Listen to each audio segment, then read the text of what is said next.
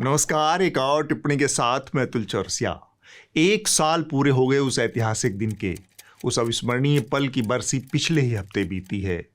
साल भर पहले लोकतंत्र के चौथे खंभे की अर्थी इन्हीं 4 कंधों पर बड़ी शान से निकली थी। हो बड़ी खबर, भारत ने लाहौर पर सीधा हमला कर दिया है। बहुत बड़ी खबर, लाहौर पे भारत ने सीधा हमला कर दिया है। हमने आपको कहा था कि अभी तो भारत जवाब दे रहा है, लेकिन जवाब देते देते ठोकना शुरू कर दिया तो कांड होगा। और पाकिस्तानी सेना प्रमुख मुनीर को हटा दिया गया है। बड़ी खबर, बड़ी जानकारी, पाकिस्तानी सेना प्रमुख मुनीर को हटा दिया गया है। पाकिस्तान का पायलट पकड़ा गया। लाठी में राजस्थान में पाकिस्तान का एक फाइटर जेट का पायलट पकड़ा गया है। अंजना, ये भी हम स्पष्ट कर दें, ये बड़ी खबर और भी मैं शेयर करना चाहती हूँ कि ये एक ब्रिगेड पर कश्मीर के इलाके में एक फिदायीन अटैक की भी खबर आ रही है। यूं तो यह जनाजा आए दिन प्राइम टाइम पर निकलता है, लेकिन वह दिन बहुत खास था। लाज शर्म की हर दीवार तोड़कर खबरिया चैनलों ने यह ऐलान किया था कि पग घुंघरू बांध मीरा जिस धुन पर नाची थी वह धुन सरकारी थी। वह चीख चीख कर बता रही थी कि वह धुन दरअसल भारतीय खबरिया चैनलों को लग चुका घुन है, जो उसे गहराई तक खोखला कर चुका है। आई एम सॉरी बाबू। ऑपरेशन सिंदूर को 1 साल पूरे हो गए। एक तरफ भारतीय सेना का पराक्रम था, दूसरी तरफ पहलगाम आतंकी हमले में मारे गए लोगों के परिवारों की पीड़ा, और इन सब के बीच लश्कर नोएडा की बैरकों में घात लगाकर बैठे उन उड़कचुल्लुओं को भी याद करना जरूरी है, जिन्होंने युद्ध को राष्ट्रीय संकट नहीं बल्कि टीआरपी का राष्ट्रीय मुजरा बना दिया था। एक बार नेवी बीच में आके कराची पोर्ट पे आग लगा दे, मजा आ जाएगा। एक बार नेवी वाले आप भी जरा अपना इसमें हिस्सा डालो। आर्मी अंदर घुस गई है पाकिस्तान में। INS विक्रांत है, वहां से करिए 15-20 BrahMos fire, set fire to the Karachi port. आग लगा दो, कराची में फूंक डालो पूरे शहर में। पिछले साल मई के महीने में फेक न्यूज, आधी अधूरी सूचनाओं और युद्धोन्माद का जहरीला कॉकटेल परोसा गया। इसने भारतीय पत्रकारिता की अंतर्राष्ट्रीय स्तर पर विदूषक और जोकरई वाली छवि का निर्माण किया। कोई स्क्रीन पर मिसाइलें छोड़ रहा था, कोई पाकिस्तान को नेस्तनाबूद कर चुका था।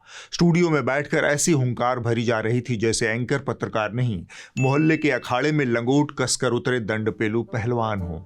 अरे ओ पाकिस्तानियों, हम तुम्हें मारेंगे और जरूर मारेंगे। पाकिस्तानियों, बहुत अच्छी तरह से मारेंगे। बंदूक और रॉकेट भी हमारी होगी, गोली भी हमारी होगी और वक्त भी हमारा होगा।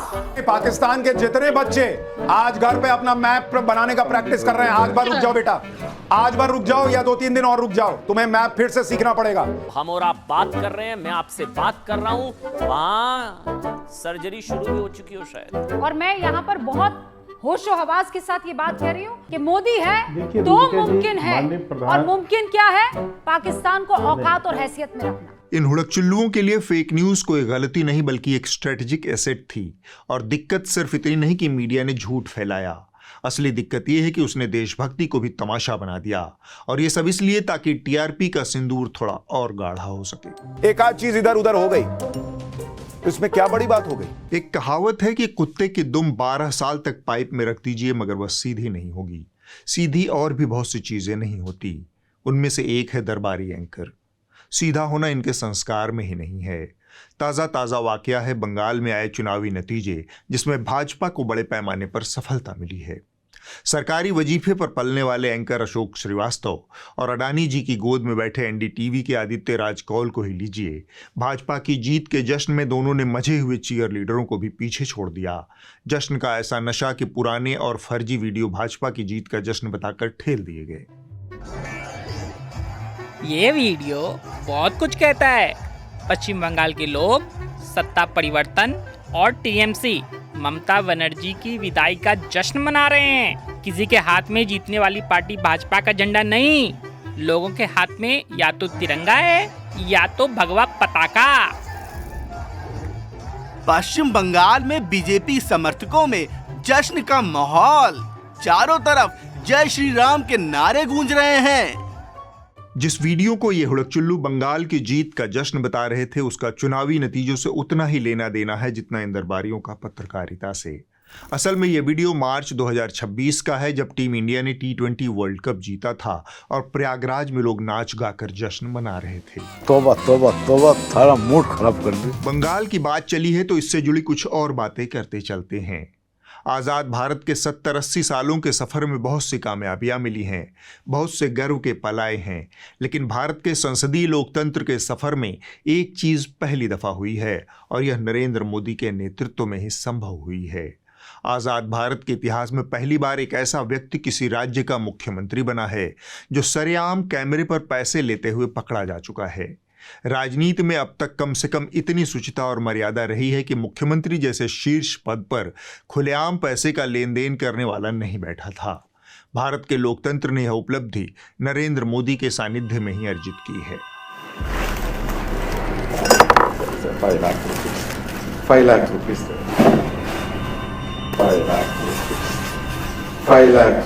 पार्टी विद डिफरेंस का नारा लगाने वाली भाजपा ने इस जुमले को शब्दशः चरितार्थ किया है। भाजपा ऐसे ही बाकी दलों से अलग नहीं है। यह बात नहीं है कि मोदी जी हमेशा से भ्रष्टाचार और भ्रष्टाचारियों के इतने हितैषी रहे हों। एक ऐसा वक्त भी था जब मोदी जी और शाह जी इसी शुभेंदु अधिकारी के भ्रष्टाचार की खिल्ली उड़ाया करते थे। कैमरा के सामने कितना लाए हो? अच्छा, लाओ और ऐसे कुर्ते में रख देते हैं। और चेहरा कितना भोला भाला था, ऐसा लगता था ये तो रोज की आदत वाले लगते हैं। जब आप कैमरे के सामने घूस ले रहे हो, किसी का दोष क्यों निकालना? वह अलग दौर था। तब शुभेंदु ममता बनर्जी के सबसे करीबी और टीएमसी के कद्दावर नेता हुआ करते थे। फिर 5-6 साल पहले उनके ऊपर मोदी सरकार के सबसे खतरनाक हथियार सीबीआई का हमला हुआ और फिर शुभेंदु भाजपा में शामिल हो गए।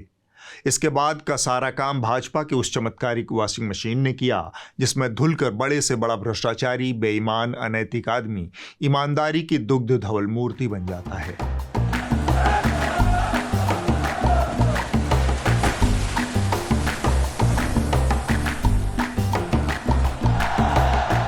दरबारी मीडिया की करतूतों के दम पर भारत प्रेस फ्रीडम इंडेक्स में पाकिस्तान, नेपाल, श्रीलंका और बांग्लादेश से भी गई गुजरी स्थिति में है।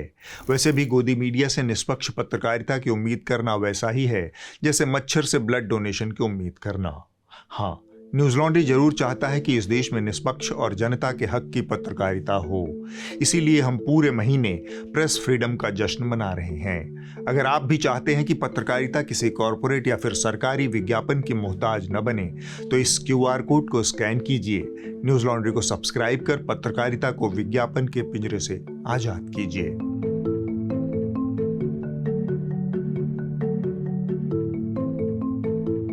और अब बात करते हैं भारतीय मीडिया की महान गणितज्ञ अंजना ओम कश्यप की। अंजना जी अपनी पूरी बौद्धिक शक्ति झोंक कर समझा रही थी कि कांग्रेस मुसलमानों की और भाजपा हिंदुओं की पार्टी क्यों है। अपने शो के दौरान उन्होंने डेटा और स्ट्राइक रेट का ऐसा मास्टर स्ट्रोक खेला कि न्यूटन भी अपनी कब्र में करवटें बदलने लगे। एक जमाना था जब चुनाव में कांग्रेस के गैर मुस्लिम उम्मीदवारों की जीत का स्ट्राइक मुस्लिम उम्मीदवारों से ज्यादा होता था, लेकिन अब पैटर्न बदल गया है। जैसे पश्चिम बंगाल में कांग्रेस के मुस्लिम उम्मीदवारों की जीत का स्ट्राइक रेट 3% रहा, लेकिन गैर मुस्लिम उम्मीदवारों की जीत का स्ट्राइक 0। असम में मुस्लिम उम्मीदवारों की जीत का स्ट्राइक रेट 90% रहा, लेकिन गैर मुस्लिम उम्मीदवारों का सिर्फ 1%। तमिलनाडु में भी मुस्लिम उम्मीदवारों की जीत का स्ट्राइक रेट 50% रहा, लेकिन गैर मुस्लिम उम्मीदवारों का सिर्फ 15%। केरल में मुस्लिम उम्मीदवारों की जीत का स्ट्राइक रेट 42% रहा, जबकि गैर मुस्लिम उम्मीदवारों का 73% रहा। और यही कारण है कि अभी कांग्रेस और मुस्लिम लीग वाली राजनीति करने के आरोप अब कांग्रेस पार्टी पर बीजेपी लगा रही है। इस जहरीली और सांप्रदायिक एनालिसिस को देखकर साफ समझा जा सकता है कि अंजना पत्रकारिता नहीं बल्कि सत्ता पक्ष की पक्षकारिता कर रही थी। उन्होंने बड़ी चालाकी से कुछ चुनिंदा नतीजों और आंकड़ों का मनमाना विश्लेषण कर यह थ्योरी ठेल दी कि कैसे टीएमसी और कांग्रेस मुसलमानों की पार्टी है और भाजपा ने हिंदुओं का नेतृत्व किया। पहले कुछ साधारण से आंकड़ों को समझते हैं। पश्चिम बंगाल में मुस्लिम आबादी 27% के आसपास है, मगर कांग्रेस ने सिर्फ 21% टिकट ही मुसलमानों को दिए। असम में मुस्लिम आबादी 34% से ज्यादा है, लेकिन कांग्रेस ने करीब 20% टिकट मुसलमानों को दिए। इसी तरह केरल में मुसलमान 26% के आसपास हैं, मगर टिकट सिर्फ 13% दिए गए। तमिलनाडु में कांग्रेस ने थोड़ा दरियादिली दिखाई। वहां करीब 6% आबादी वाले मुसलमानों को 7% टिकट दे दिया। यानी ज्यादातर राज्यों में कांग्रेस ने मुसलमानों को उनकी आबादी से कम ही टिकट दिया है। अब हम अंजना के उस बयान की बात करते हैं जिसमें वो आरोप लगा रही कि विपक्ष सिर्फ मुस्लिम वोटों की सियासत करता रहा। क्या यह कहना सही है? दरअसल यह पूरे चुनावी नतीजों की एक गलत और आधी अधूरी तस्वीर है और साथ ही यह आपराधिक रूप से सांप्रदायिक नफरत और बंटवारा पैदा करने वाली मंशा से की गई व्याख्या है। अंजना के विश्लेषण पर दो सहज और साधारण सवाल पैदा होते हैं। क्या कांग्रेस, टीएमसी या दीगर सेकुलर पार्टियों ने सिर्फ मुसलमानों को ही टिकट दिया था? इसका उत्तर हमने पहले ही आपको दे दिया कि किस तरह से कांग्रेस ने आबादी के अनुपात में मुसलमानों को कम ही टिकट दिया था। दूसरा सवाल, भाजपा ने मुसलमानों को कितना टिकट दिया था? जवाब है 0। और जब एक पार्टी 27 और 34% आबादी को टिकट देने लायक भी नहीं समझती, तो फिर अंजना जैसों के इस सड़क छाप विश्लेषण का कोई मतलब नहीं रह जाता। खुल्लम खुल्ला एक शब्द है तुष्टीकरण। इसका बहुत बड़े पैमाने पर दुरुपयोग हो रहा है। तुष्टीकरण क्या सिर्फ मुसलमानों का ही हो सकता है? जो भाजपा कर रही है वह हिंदुओं का तुष्टीकरण नहीं तो क्या है? जो काम अंजना आंकड़ों की बाजीगरी के जरिए कर रही थी, वही काम राष्ट्रीय प्रसारणकर्ता दूरदर्शन न्यूज पर पूरे विभत्स, भद्दे और नंगे तरीके से तिहाड़ शिरोमणि कर रहे थे। पिछले 15 वर्षों में पश्चिम बंगाल की सरकार ने मुस्लिम तुष्टीकरण की राजनीति की है। वर्ष 2011 की जनगणना के मुताबिक वहां लगभग 6.5 करोड़ हिंदू रहते हैं और 2.5 करोड़ मुसलमान रहते हैं। फिर भी पिछले 15 वर्षों से वहां के हिंदू एक अल्पसंख्यक की तरह रह रहे हैं और वहां के मुसलमान बहुसंख्यक की तरह पश्चिम बंगाल में राज करते चले आ रहे हैं। वहां पर हिंदुओं का दम घुट रहा था और बीजेपी ने हिंदुओं की इसी दबी हुई और कुंठित भावना को व्यक्त करने का एक मौका दिया। पश्चिम बंगाल से लेकर केरल और असम से लेकर तमिलनाडु तक बीजेपी ने मुस्लिम उम्मीदवारों के नाम पर ऐसा सूखा घोषित कर रखा है कि रेगिस्तान भी शर्मा जाए। करोड़ों की आबादी वाले इन राज्यों में बीजेपी ने एक भी मुस्लिम को टिकट नहीं दिया है। मैं जिस दिन हिंदू मुसलमान करूंगा ना, उस दिन मैं सार्वजनिक जीवन में रहने योग्य नहीं रहूंगा और मैं हिंदू मुसलमान नहीं करूंगा। यह सियासी छुआछूत, हिंदू तुष्टीकरण, पॉलिटिकल बाइकॉट या फिर मॉडिफाइड इंडिया का अपडेटेड संस्करण है। इसका शोरूम सबका साथ सबका विकास है, लेकिन गोदाम में सड़ियल हिंदुत्व भरा हुआ है। अंजना और सुधीर जो मुस्लिम मुस्लिम चिल्ला रहे हैं, उसकी हवा उनके नए नवेले पोस्टर बॉय मुख्यमंत्री शुवेंदु अधिकारी ने एकदम शुरुआत में ही निकाल दी है। नंदीग्राम का हिंदू जनता फिर मुझे जिताया। वहाँ मुसलमान वोट पूरा के पूरा टीएमसी को मिला। ये लोग बहुत कट्टरवादी, इसलिए मेरा मार्क ठीक है। मैं नंदीग्राम का हिंदू के लिए काम करूंगा। शुवेंदु अधिकारी की इस ईमानदारी की दाद देनी चाहिए। उन्होंने कम से कम टीवी स्टूडियो वाली शर्मीली सांप्रदायिकता का पाखंड तो नहीं पाला। जो बात गोदी एंकर हरे भगवा ग्राफिक्स और डिबेट के जरिए घुमा फिरा कर कहते हैं, वही बात शुवेंदु बाबू ने खुला माइक पर बोल दी। खैर, राजनीति में अब वन नेशन वन इलेक्शन के बाद वन धर्म वन डिश का दौर आ गया है। यूपी की योगी सरकार अब आपको स्वाद का संस्कार सिखाएगी, वन डिस्ट्रिक्ट वन कुजीन के जरिए। 75 जिलों की यह पवित्र थाली पूरी तरह से शाकाहारी और निरामिष है। योगी जी की सरकार ने इसमें एक भी नॉनवेज आइटम को जगह नहीं दी है। हद तो ये है कि लखनऊ के वो मखमली कबाब और जायकेदार बिरयानी, जिसकी धाक पूरी दुनिया में जमी हुई है, उसे भी इस लिस्ट से बाहर कर दिया गया है। योगी सरकार का बड़ा फैसला, एक जिला एक व्यंजन योजना से मांसाहारी आइटम हटाए गए हैं। गुलाटी कबाब और अवधी बिरयानी मेन्यू से बाहर। 75 जिलों की सूची में अब केवल शाकाहारी उत्पाद शामिल हैं। और बदले में लखनऊ की पहचान क्या चुनी गई? रेवड़ी। मतलब नवाबों के शहर में कबाबों को भूलकर आप रेवड़ी चूसेंगे। हमारे शो के को राइटर अभय भी लखनऊ से ही आते हैं। इन्होंने अपनी लखनवी तहजीब, मोहल्ले की मेंबरशिप और टुंडे कबाबी के यहाँ अपना एंट्री परमिट बचाए रखने के लिए एक बात बड़ी ईमानदारी से कबूला है। बकौल अभय, लखनऊ में रहते हुए कभी ऐसा दिन नहीं आया जब उनके दोस्तों ने कहा हो, चलो भाई आज टुंडे छोड़ो, रेवड़ी खाने चलते हैं। क्यों अभय? सत्यवचन सर। बाकी लिस्ट तो ऐसी है जैसे किसी ने नुक्कड़ के ठेले को ही राजकीय भोज घोषित कर दिया हो। समोसा, कचौरी और आलू पूरी जैसे आइटम जो हर गली में मारे मारे फिरते हैं, उन्हें जिले की शान बताया जा रहा है। रायबरेली के साथ अलग ही लेवल का कांड हो गया है। वहाँ का कुजीन मसालों को चुना गया है।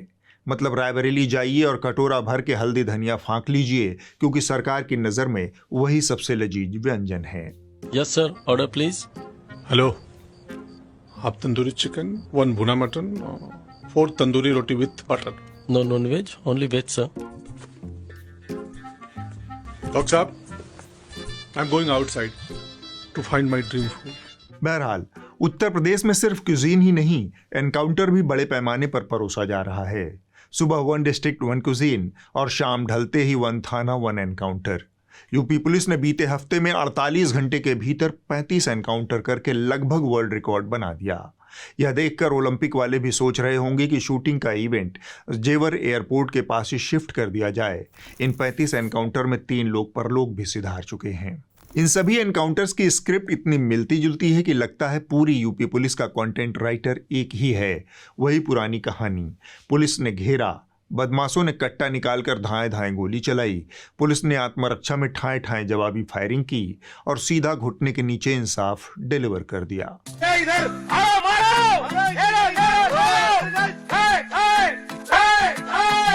उत्तर प्रदेश का मुजफ्फरनगर जिला इस मामले में एनकाउंटर की राजधानी बन चुका है।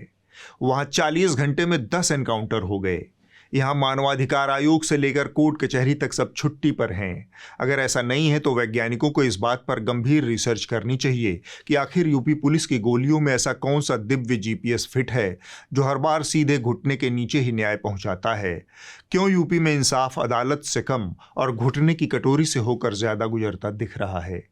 अब आप इस हफ्ते की रिपोर्ट देख लीजिए। जो कही जा रही थी बातें कि अंदर में भी सोशल डिस्टेंसिंग। इस हफ्ते की रिपोर्ट DW हिंदी से है। दक्षिण भारत के तटीय इलाकों में रहने वाला मछुआरा समुदाय इन दिनों गहरे असंतोष में है। चेन्नई की प्यास बुझाने के लिए सरकार एक विशाल जलाशय परियोजना बना रही है, लेकिन इसकी कीमत उन गांवों, बैकवाटर झीलों और मैंग्रोव जंगलों को चुकानी पड़ सकती है, जिन पर हजारों परिवारों की रोजी रोटी टिकी है। दक्षिण भारत में मछुआरों के इस गांव में असंतोष पनप रहा है। नदी का बहाव रोके 5 दिन ही हुए और पानी सूखने लगा है। हमें समंदर में तंग करते हो, ठहरे हुए पानी में तंग करते हो, हम जाएं तो कहां जाएं? उस प्लांट की वजह से तट से जुड़ी हमारी तमाम आजीविका बर्बाद हो गई। अगले हफ्ते होगी एक और टिप्पणी। नमस्कार।